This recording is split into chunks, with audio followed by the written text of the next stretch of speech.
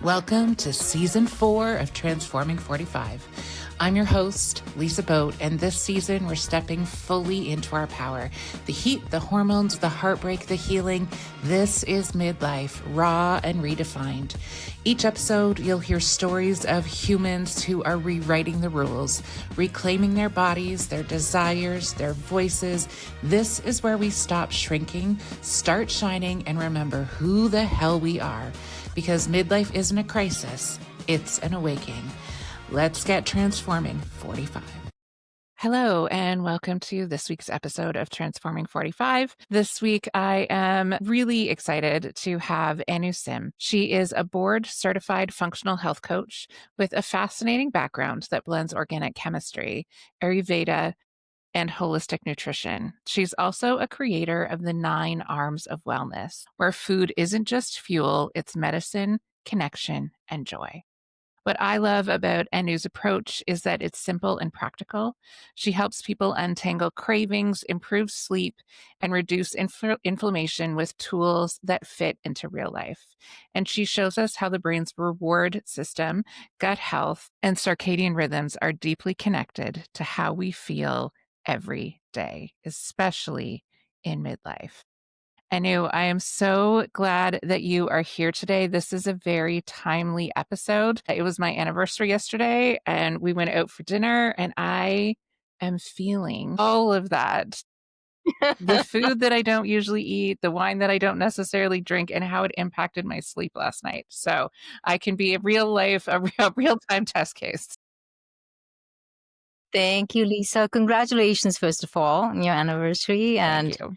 gosh, I know how it feels. It's like all of a sudden you hit midlife. Everything that you were once doing and doing fine changes. The rules of the game change, and your approach to life has to change. But we are never clearly told that. And I think that is the biggest problem. And I think that's what I love, this whole thing about coming into community and talking to other people, other women. So women don't feel alone in this, but think about our own mothers and how they struggled with this, but they never talked about it. I am just so thrilled to finally be part of this conversation so more women feel hope and they really look at this as another phase in life rather than like, this is a punishment or I'm never going to be the woman in my 20s. And so I am excited to be here and talk all things microbiome, hormones, and more than anything, just feeling good in our bodies at the age that we are. Yeah. I think that's important. Honoring who we are today. Those are all of my favorite things to talk about. When you were talking about our mother's experience, I think about my grandmother because my mom died at 52 and she had a hysterectomy in her 30s. So, and I was too young as that was happening to really even be cognizant to have a conversation about what her experience was. But my grandmother, who's now 94, when I was doing my menopause coaching certification, I asked her about her experience during menopause and just the whole midlife transition. And she said, "You are the first person who has ever asked me that question." Yeah. So she was 92 at the time and had never spoken about it and had never been asked. And so, but her response was all of the same things that we talk about. The physical experience that she had, how challenging it was. She also was a woman ahead of her time. She was an X-ray technician in the 1950s, so worked in a paramedical position in the 1950 hospitals. And yeah, she said how it was a struggle for her as she was going through this transition at work. And she was really sad when my mom and her other son left home and what that transition was like in her identity. So in all of these generations of women, we've held these stories so close. And like you said, I love that we're able to share them in community at this time. Yeah. And it's amazing. We learn a lot from our generations before. And some of it is good, and some of it is like, this is not going to work for me and the modern life that we're leading. So we may have to change things a bit. And I think it is so important. And I really applaud you for having a conversation with your grandmother, because that is much needed. We really need to hold on to the wisdom of past generations. And it really gives us a glimpse of our lives and our children's lives, Yeah. so it's Yeah, amazing. it absolutely does. All right, let's reel this back to the beginning. So, Anu, who are you and how did life introduce you to this version? I think today I am who I really have always wanted to be. And I think post midlife, I have the voice to be who I really want to be. For the longest time, I was what society wanted me to be, and I feel like that has changed. And my experience through midlife, through just growing older and wiser, has taught me that we need to own our voice and we need to own what we're put on this earth for, without any apologies, without any, adjustments, because we're always adjusting, like to what the world is expecting of us. And it could come in so many different multitude of ways. It could come from your parents, it could come from friends, it could, just everybody's expectations of who you should be or who the world wants you to be. And I feel so free that I finally don't really give a shit what anyone thinks about me. I love myself so much. And I feel like midlife really just being centered and being focused on my own growth has helped me a lot. From the perspective of health too, I feel like I'm in a much better place because I really took the time to understand what this body needs and didn't just accept what worked for someone else. And if that is one thing I can share today, it is that really that introspection, giving you have the power to find out who you truly are, what's going on in your body. Don't ever give that power to anyone else, be it a doctor or a coach or anyone, out there. There are people always telling you every step of the way, you've got to do this, you've got to do that. Starting when you have like a baby, for example, Mm-hmm. like this is what needs to be done. And you just listen, smile, but then tap into your own wisdom. Yeah, And she's inside waiting to speak to you. absolutely. And I truly believe that. I truly believe that. And that has changed my life more than anything, I feel. Yeah, it's very powerful. And there's a couple of branches that I want to explore here for a moment. But first of all, when you said, I love myself so much, I don't know that I've ever had any other guest on the show say that in such a clearly piercing way that was really powerful. I felt that deep in my soul and thought that is a practice that we all need to do every day. Is that I love you, right? Looking at myself, I love myself because we have been through a lot of story to get to where Yes. to get to where we are now.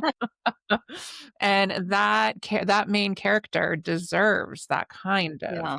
love and care and appreciation. So thank you for framing that so beautifully, and for giving us a practice that we can use right away. And when you were talking about that idea of really tuning in to the internal voice and trusting yourself and what your body is telling you, when you were talking about when we have a baby, I thought, yeah, and we are conditioned from very early on to not listen to the body, right? And in my own experience, I really struggled with breastfeeding. And in the end, it turns out I don't have the tissue that produces breast milk. And there was something in me that knew that. And I so wanted to be able to do everything right and care for my young human in the best possible way. And I felt so much guilt and shame around the fact that I couldn't do this one thing. And my mom actually had to give my son his first bottle of formula because I was so riddled with shame that I couldn't do it. I couldn't even be in the room. I couldn't see it happen. And all along you've been told, right? Breast milk is the best. It is the best thing for your baby. And you gear up for it and you think, oh my gosh, I'm going to do this. I'm going to feed my baby. And then if your body does not cooperate for whatever reason, just giving into that and saying, okay, there are other ways I can love up my baby, but we don't have the wisdom at that moment because we're so used to tuning outward, asking for help, saying, oh, this person says this, I have to listen to that. And I had a similar story, because my son, I was in labor and I was pretty sure I'm going to have a vaginal birth and prepared myself for a vaginal birth. And then my son came, something happened, and the doctor said, sorry, the baby's heartbeat is just going down. We just have to do an emergency C-section.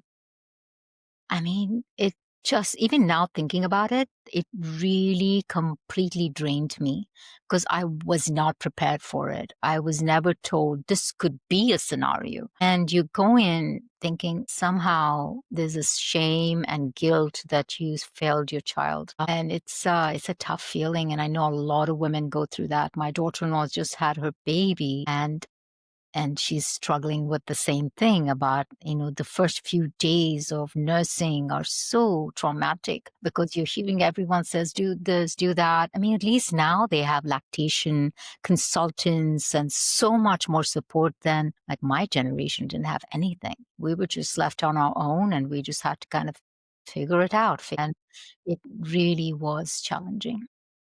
But I think all this has taught me, if I had stopped and really listened to my inner wisdom, I would have loved, I would have just focused on love. I would have just focused on loving the baby, regardless of how the baby came out, and then doing the needful. But you can't because it's always hindsight, right? 2020. But at that moment, we're not raised to be focused. I don't think we've ever been taught in school, this is what focus looks like. And there are times in our lives we need focus, and that's one of those moments. Focus on you, focus on the baby, forget about the rest. How wonderful if we're taught that. Because really what we're taught is the opposite, right? Is to look outside of ourselves and look to the knowledge keepers, the knowledge holders, right? And I'm not saying that there is never a time for that. There absolutely is. And we have to be able to do that in harmony Exactly. with focusing on our own bodies, the wisdom of our body, and what it is telling us. And it's one of the things that I think is really powerful about this midlife time is that we can start to undo all those seeds of doubt that have been planted all the way along our journey. And I think for many of us, there is a connection between what's happening to us in perimenopause and menopause and our birth stories or our fertility journeys. I've had people say to me in sessions, I was unable to have children. So is any of this conversation going to be valuable for me? And that it breaks my heart when I hear that, because I think this is not a conversation about you and your value as a person who can produce another human. This is a conversation about you and your value, your inherent value. And it has very little to do with whether you were or were not able to have a child. I understand that it can light up the trauma around that because it's another closed door. And it is a part of you, right? Yes. It's the part of you that cannot have a child, the part of you that could not breastfeed, the part of you that had a C-section, the part of you that had to give a baby away. All of that are parts of us. Absolutely. And our job is, I think a lot of us deal with it by saying, let me just push that down. and pretend that it never happened and move on with life. But the thing is, when you least expect it, it rises to the surface and it hits you, and you're not prepared for it. Then you just melt and you don't know how to handle it. So I think all of these things that come up need to be dealt with. All the things, emotions that we've exiled, demons that, are just in the background, ready to haunt us when we least expect it, need to be confronted, in whatever way. And I think it's wonderful, like today, that people have therapy so easily available. But I see a lot of people who go through therapy and are still not able to handle it. And that's where that inner strength, who are you? What is your purpose? How do you define yourself? If that is very clear to you through introspection, through the life journey, then you stop listening to other people or their ideas of how you need to live your life. And I feel like midlife is when I think women, we finally say enough is enough. Mhm. I am ready to take on that role Yeah.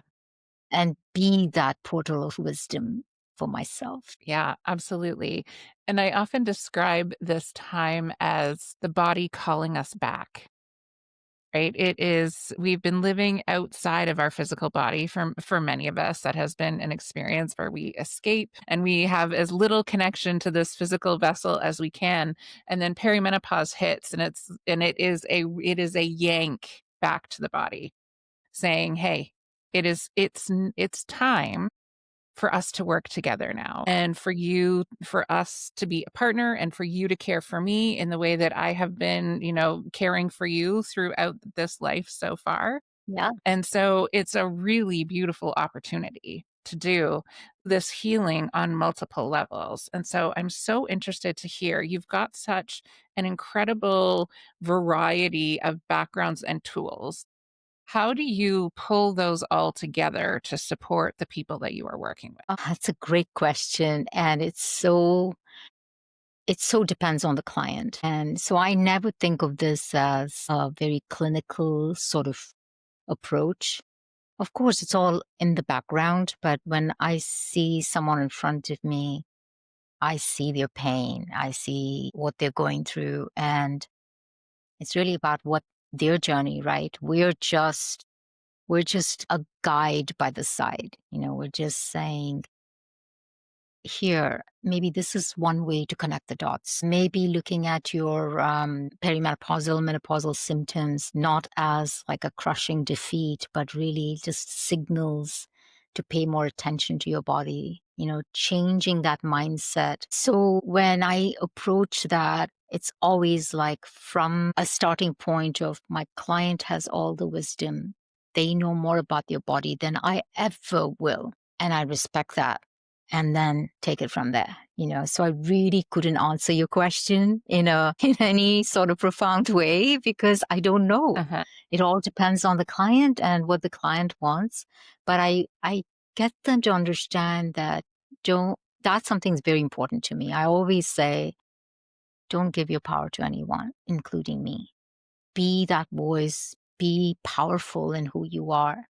Tell me what's going on in your words, and every minute speculate on what's happening without asking someone else for their guidance.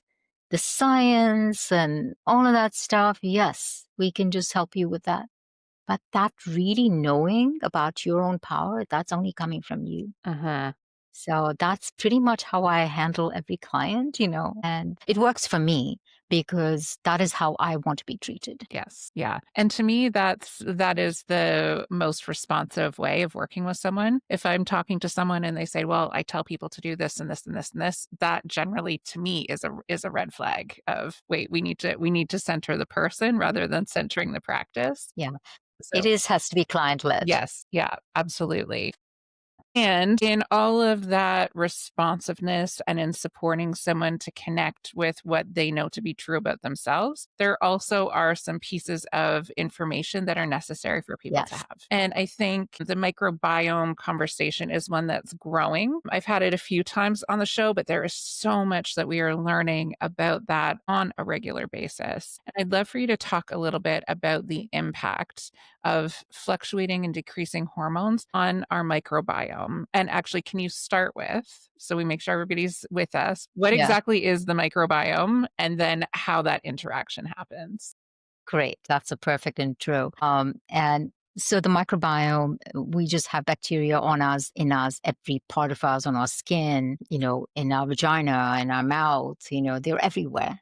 But for the purpose of this conversation, let's talk about the microbes, bacteria in our gut. There are trillions of bacteria in our gut. They've always been there. They've been our forever guests. And we have evolved with them, and we've handed over some important functions to them. One of them being digesting fiber from our foods. Like, think about our ancestors, they had a lot of fibrous foods, and that fiber part of the food was always digested by our microbial partners. And they took that as fuel and rewarded us by making some important compounds called short chain fatty acids, especially butyrate. So that's like I feel like the intro, so it is a symbiotic relationship. We feed them, they help us, and everything is great. We give them a warm place to live, and all is good. What's happening with modern world is we're eating a lot of ultra processed foods, additives, sweeteners, and all kinds of things that the bacteria don't recognize as food. They're like, what the heck? What is this? And they're confused. And so that leads to more imbalance in the gut. So we know enough about the microbiome to know that a resilient microbiome is so beneficial for us in so many different ways. And a resilient microbiome is a healthy microbiome, because we don't know what healthy really means. Lisa, your microbiome could be totally different from mine, depending on what you feed it, where you live, so many things. But a resilient microbiome is a microbiome that has species richness, meaning you have different players, going to bat for you, and you have species evenness. That means you don't have one species that kind of has grown so much at the peril of others. So think of 1,000 tomato plants and one zucchini. Not a good, happy garden, right? So sort of like that. So we want a resilient microbiome, because when your microbiome is resilient, you can fight back, like an infection, or you take a round of antibiotics, you're able to get back into who you were before. So it is important to have that. And a curious thing happens during menopause. Microbes change. A lot of important microbes like bifidobacteria, they dwindle, and our gut microbiome starts resembling that of a man's microbiome, because some of these microbes that are really very good and adept at metabolizing hormones like estrogen, they decrease. And that relationship with our hormones tanking, estrogen tanks in menopause. So many things are happening. So our gut microbiome completely changes in menopause, and that causes a lot of problem. We have a bunch of microbes called estrobolome, and their main job is to metabolize this estrogen that comes from the liver. But then if we don't have the right players, we have certain enzymes called beta glucuronidase that can unpack that and cause havoc. And our estrogen, if you have very little, that could be a problem. Or if you have too much, there's a problem. So knowing that, and there's enough studies to show us that this is indeed, it's been corroborated with science. How do we fix that? The big thing is fiber. Most of us are in fiber famine. We're not getting enough fiber in our diets. So without fiber, your microbial partners do not have the fuel to produce these important short chain fatty acids. So very simply, the first step that anyone who's listening can do is, let me add some plant sources that increase diversity. So your diversity in diet can increase diversity of the species.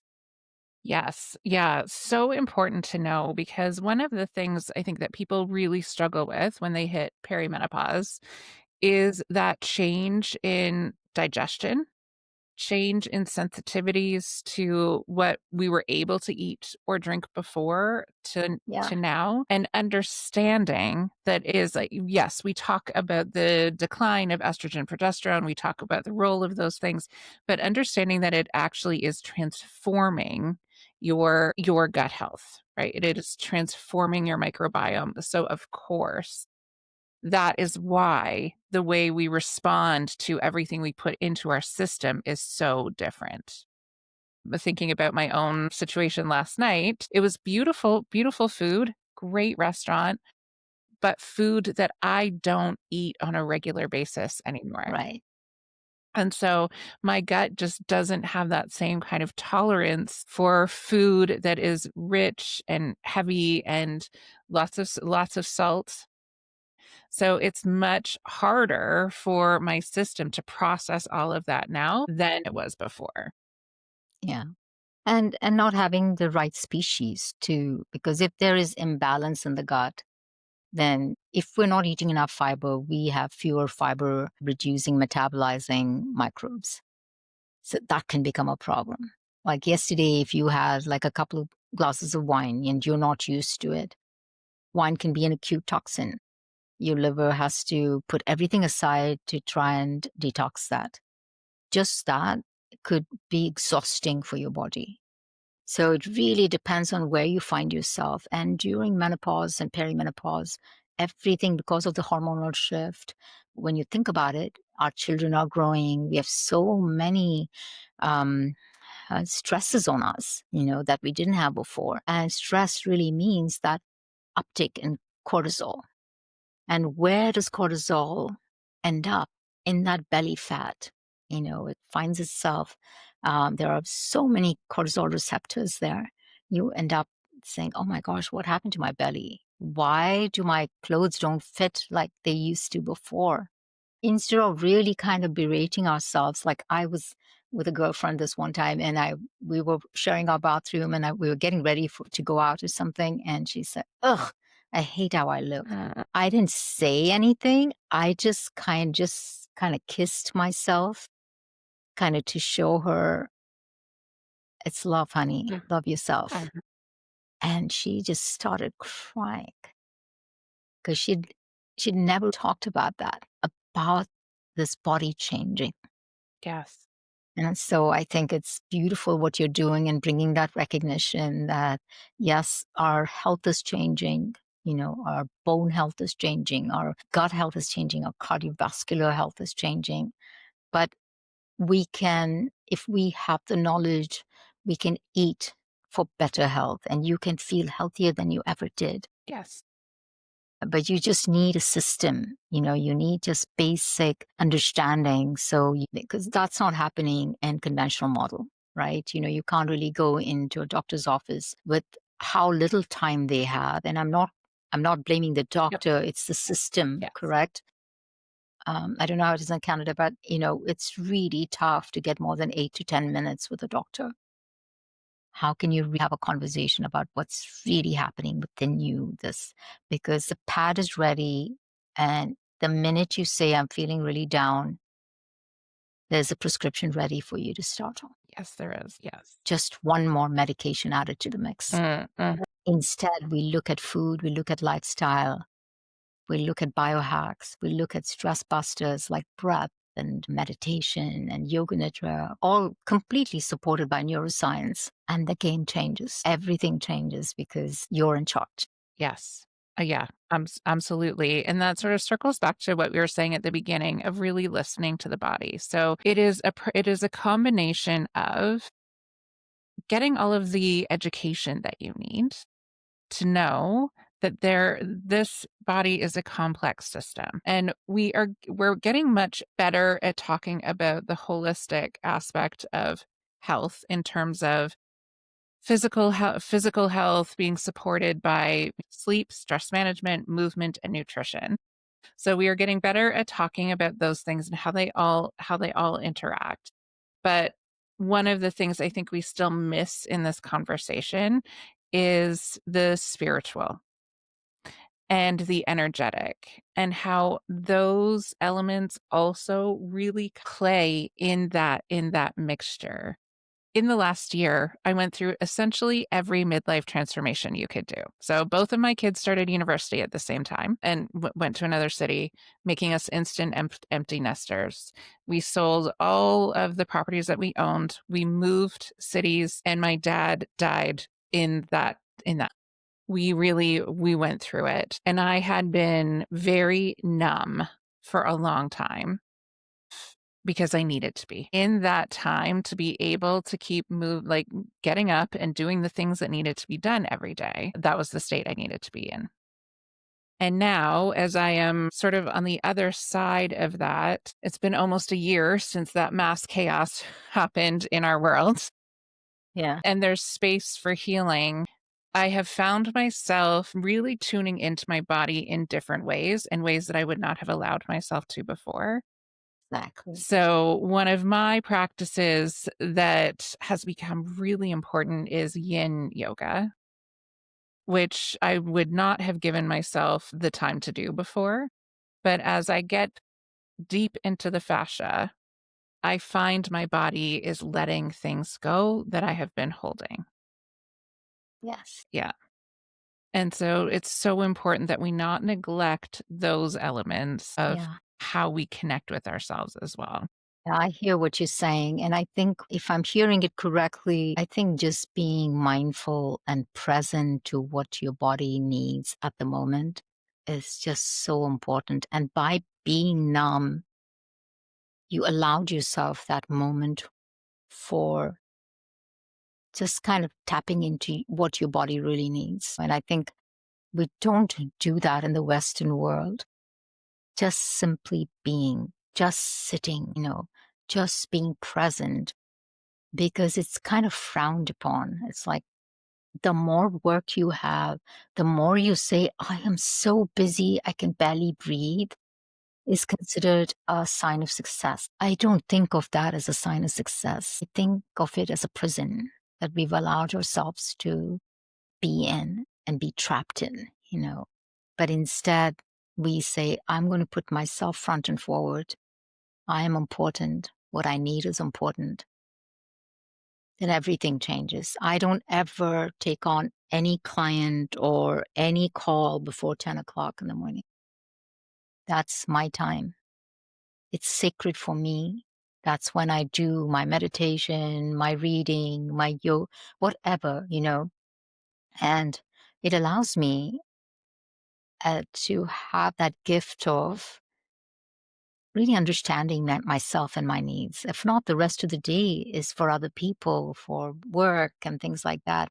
And you can get caught up in that drama, right? Yes. So we need to be very possessive about our time for ourselves. And that's not being selfish. No. It That's self-care. it You know, absolutely is. that's really self-care, not folk care, not like painting your nails or doing your hair. That really boils down to I care about me. That would be the opportunity I offer to people who are listening. What is one ritual that you can add into your day that you become protective and possessive of? Well, I think because of the people who are listening in and being in midlife, knowing and working with a lot of women in this stage in life, I think we need to allow ourselves some time in nature and get some sunlight. I say that from not just a mental perspective, but from a health perspective. For your mitochondrial health, we now know that that sunlight is really so important for your mitochondria to produce melatonin, for your circadian rhythm, for your overall health. That sunlight in the morning, even if you're in Canada, find a way to get that morning infrared, and that somehow changes everything. Because I've seen client after client say, oh my gosh, that made a difference. So really understanding your own, it could be a sacred morning ritual or it could be a bedtime ritual. Find a ritual that works for you and tap into it day after day after day, because when you do that, it becomes a habit. It becomes as procedural as brushing your teeth. I don't think we do that enough. We try something, weight loss, for example. I do a lot of that in my coaching. People try new diets, they stick to it for about a week, they give up. Oh, that didn't work for me. They go move on to the next shiny object. So that is really coming from really not sitting with something. So whatever's working, give it some time so it becomes a habit and then see the magic unfold. I think that's would be my one thing is like patience, time, Yes. and don't be chasing every object out there because there's plenty. There's plenty out there. Find one that beckons and stick to it for a short time to see if it's working for you. Yeah, that is really important advice, and that's what I do as well, is we work on one thing that is actually sustainable for you and that also brings you joy, right? Because we are so much more likely to be consistent with something when it fills us up, when it feels good, right? So, and things that are hard can also be joyful.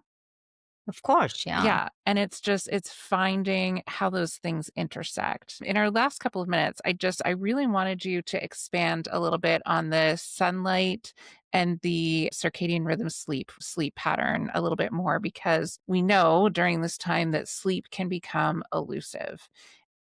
Yeah, of course, hormones are changing. And as it becomes sunset, when you're approaching the evening part of the diurnal circadian system, you're settling in for the night. But that doesn't often happen. We all have commitments and we have this blue light hitting us. So melatonin doesn't know what to do. The melatonin, which is your sleep hormone, is produced by your pineal gland and it doesn't know how to respond. It is thinking, and it's not a hormone that makes you sleep. It is just recognizing that it's sunset and it's time to settle in for the night, for that diurnal to settle in. And when we do that, when we are constantly bombarded by light, we confuse our nervous system, we confuse these glands that are producing these hormones. So one of the first things I think is important is to really have that. This is day, this is night. Have a good disconnect between the two and do something that's going to really signal to you that I'm doing something different now. And some people do like glasses to protect their like blockers and things like that. But really just saying, okay, I'm done with day and I'm starting with night is good. The one thing we know is if your sleep is erratic, which it often is during this time in our lives, your progesterone's tanked, you're feeling out of sorts, your cortisol could be high because your melatonin hasn't kicked in, so many things, then your microbiome also has a circadian rhythm. Even one day, one night of poor sleep can really bring your microbial diversity down. And one day of erratic sleep can have you the next day eating up to about 500 calories of food. And it's not coming from broccoli. And because of the dopamine and your reward center and all of that. So very important to guard sleep. That's the one thing you ask me, what would you start with? Almost every perimenopause, menopause woman needs some kind of coaching around sleep. Yes. Really making them understand the importance of growth hormone. When does growth hormone kick in? When do you get deep sleep? When is REM sleep? Why is REM sleep important for your brain health? Why is deep sleep important for repairing this body? And when is growth hormone the highest? We're not in a growing phase, but we do have some growth hormone at the beginning. So that quality and quantity of sleep is super important. Yes, absolutely. I couldn't agree more. That's where I start with people as well is we're going to start with sleep. And actually I often pair it with strength training. Absolutely. Yeah, Yeah. because as we move our bodies in challenging ways that challenge our system to repair, that helps to improve the quality of our sleep because we're challenging Yeah. our brain, And I think validating. you probably have seen this too, and I've seen it. Like the days when I work out, I mean, sleep is bliss, Yes. right? Your body's exhausted. It just really is great. And I would say the other thing would be for women in this stage is to get adequate protein in the morning. especially getting enough leucine, about 2.6 grams of leucine to start your day. So your muscle protein synthesis kicks in. Especially if you're nighttime, you're not getting enough protein in your diet, then you're in protein deficit. Your liver is repairing. We're not feeding our bodies at night. Your liver needs amino acids. It's taking it from the muscle. So the muscle doesn't have enough amino acids. It needs protein. So starting your day with protein is a good idea. And making sure you get adequate fiber. So I always tell my clients, anchor your protein, whatever that is, animal or plant, and surround with fiber. Different plant sources. You don't need complicated food rules, Lisa. I think that's where we're really missing the point. Where like everyone's saying, oh my gosh, you shouldn't be eating this. This is a single nutrient that can, why go after all of that? You need simple rules. And the simple rule is you need protein. Pick your choice, animal or plant. Surround with different variety of plant sources, colors, different polyphenols and enhancers, good fats. That's it. It's pretty simple to live by. And that's pretty much what my book is all about. Yeah, that's great. And so what is the title of your book? Maybe share a little bit about that. Yeah. So my book is called Flourish from Within. I propose in the book that flourishing from within begins in the gut. And when you take care of your gut health, when you take care of your overall health, then you truly have time to flourish. For example, what the psychologist Sugman said about PERMA, he proposed that the way to flourish is through the PERMA model, which is positive emotions, engagement, relationships, meaning, and accomplishments. And you can't do all of that if your body is not cooperating. So first we flourish from inside, and then we move into who am I in this world? What is my purpose? What is my bigger ikigai? How do I serve the world? But it comes from serving yourself first and taking care of you first.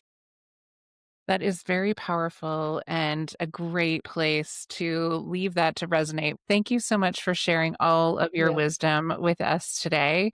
This conversation has felt very nourishing. So thank you for that. And all of Anu's contact information, where you can purchase the book, will be in the show notes. So make sure you go and check that out and connect with Anu. And thank you so much for being here today. Thank you, Lisa. It was a pleasure. Thank you for hanging out with me on Transforming 45. If you laughed, nodded, or had an oh wow moment, hit follow and share it with your favorite midlife human. Find me on Instagram at @lboat and keep those transformations coming. Electric acid.